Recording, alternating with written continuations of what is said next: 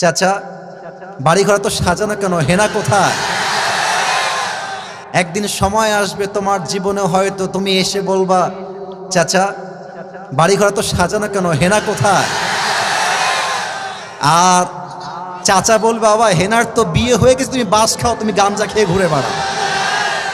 এটা আমি তোমাদেরকে মন প্রাণ থেকে বলছি, যুবক ভাইরা অলওয়েজ মাথায় রাখবা, পুরুষ মানুষ যতদিন টাকা কামাই করতে পারে সবার কাছে প্রিয় থাকে, আর যেই দিন থেকে টাকা কামাই বন্ধ হয়ে যায় আপন মানুষগুলো সব পর হয়ে যায়।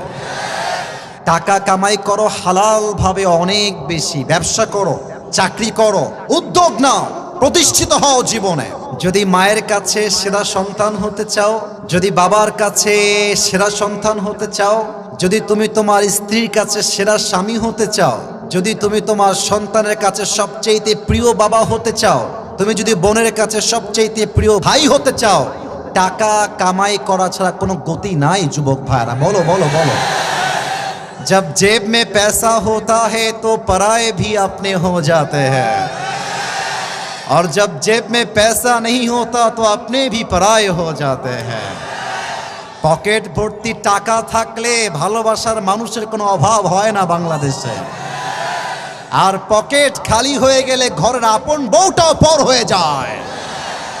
এজন্য আমি মাঝে মাঝে বলি, जब जेब में हो पैसे तो लोग पूछते हैं तुम हो कैसे, और जब तुम हो जाओगे कंगाल कोई पूछने नहीं आएगा तुम्हारा हाल।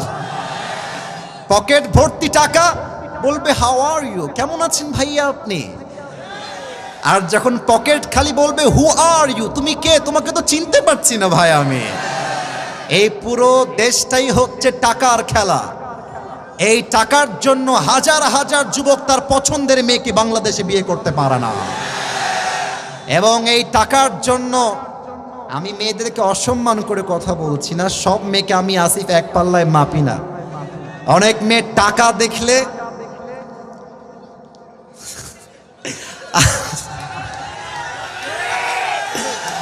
টাকা দেখলে আর সরকারি চাকরি দেখলে টাকলার সঙ্গে বিয়ের পিড়িতে বসে যায় না, এমন মেয়ে তো বাংলাদেশে নাই।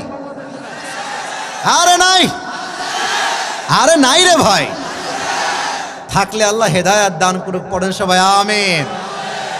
এজন্য আমি বলি, পকেট শূন্য থাকা অবস্থায় যে আমাকে হালাল ভাবে বিয়ে করতে চাইবে সেই তো আমার ভালোবাসা পাওয়ার যোগ্যতা রাখে, আর যে আমাকে প্রতিষ্ঠিত হওয়ার পরে চাইবে, বুঝতে হবে সে আমাকে ভালোবাসে নাই, সে আমার অবস্থানকে ভালোবেসেছে।